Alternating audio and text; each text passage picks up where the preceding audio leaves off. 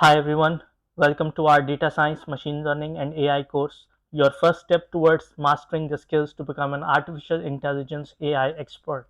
Our current module is all about Python fundamentals. Check out the full playlist in the description for everything we have covered so far and hit subscribe to stay updated with new lessons and future modules. Today we are going to learn about Lambda functions and map function. So what are Lambda functions? Lambda functions are small anonymous functions that you define using Lambda keyword, whereas other functions in Python are defined using a def keyword. And these Lambda functions, they only can have one expression that you can write in a line, and they can have multiple arguments. The syntax for the Lambda function is very simple. You have to use a Lambda keyword, and then you have to specify the arguments, and then with a colon you actually after the colon write an expression. So let's write an example. So we are going to define a function as square. So in some places you don't even need to define the name of the function as well, but here I'm going to give you an example where I will just write square equal lambda. Lambda is the keyword, you will always write it, and then I will write the argument x, I will put a colon, and then I'm just typing x square. I'm taking the square of x. This is the simple lambda function that I have written. And now if I want to call this lambda function, what I will do, I will write print statement to print the output, and I will say square and then 4. So this is how I'm going to run it. This will print 16. So square is actually the lambda function that I have defined, and I'm passing a value 4 to this lambda function. Now this is an example of a lambda function with one argument, where we are just passing one value as input to the function. We can also write lambda functions using two arguments. So I'm going to copy this thing here, and then let's try update this example with two arguments, x comma y. Now here we have x square, and let's add product of x and y in this expression as well. Now we have this complete expression like this, and if I try to run it without passing the second argument, I will definitely see an error, and it will tell me that there is a missing argument. Yes, y is missing, so we will specify the value of y to be 2, and the final result will be 24. So you can see that x value is 4, y value is 2, and this expression results into 24 for this. So this is an example where you can use two arguments here. And also an example that I want to show by using map function. Map function applies a specific function to each item of an iterable actually. So it can be a list, it can be a tuple or array. No, it normally it's we use it as a list or tuple, or if you have array, it's better to convert them into lists.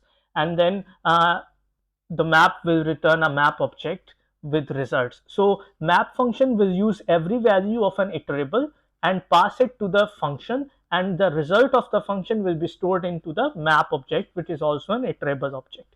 And the syntax of that map function is like you use the map keyword, then you have a parenthesis, then you define then you add the function name, and with a comma you write the iterable. Iterable here can be a list, can be a tuple. Okay, now let's take an example.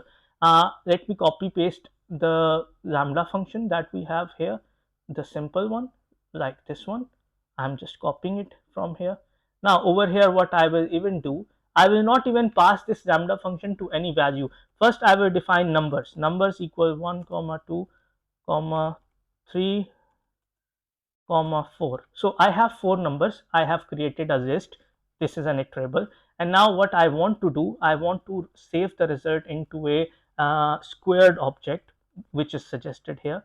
I will write map, and then I will paste the lambda function that we had before. So now you can see that I have not saved this lambda function in any variable, like I have not given it a name. I just write lambda function here directly, and with after a comma I will write the iterable object, which is numbers. So what I expect is that every value in this numbers list will be passed to this lambda function to calculate the square, and it will return a map object. So first let us try to print the type of the map object, of the squared object. What does it look like? So you see, we get output as a map object.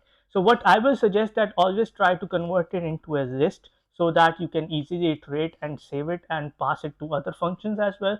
And now let's try to check the type again for our output. So this method, what I did here is that whatever map object I was getting, so whenever I say a word object, is to refer the data type that it has, or the final data structure that it has, and then you can just convert it into a list by just using the list keyword with parenthesis, passing that object inside here, and then closing it with parenthesis. This will convert it into a list.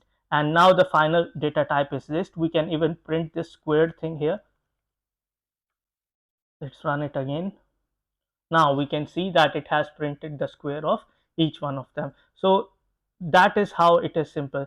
And if we need to do this same thing using a for loop, then it is also possible, but map just provides us a very compact way. If you would have to do it using a for loop, you will do it in this way. For you will write squared equal empty list, and then you will write for num in numbers. Yeah, this is a correct suggestion. So we already have gotten this suggestion, and here we could have used the lambda function the way we have done before. So I can just copy paste this one here. I can call the lambda function here like this, and then call the square x here, square num. So you see, here we have this square lambda function defined.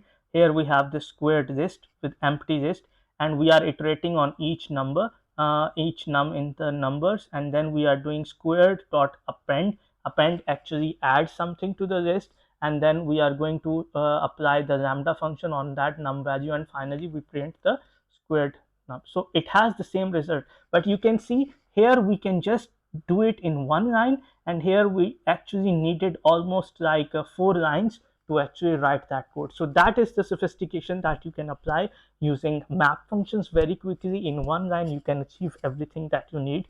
So these are very core concepts that you will always see in a lot of Git repositories. In the next video we are going to learn about the type conversion. Please do watch the next video, and I'll see you in the next video.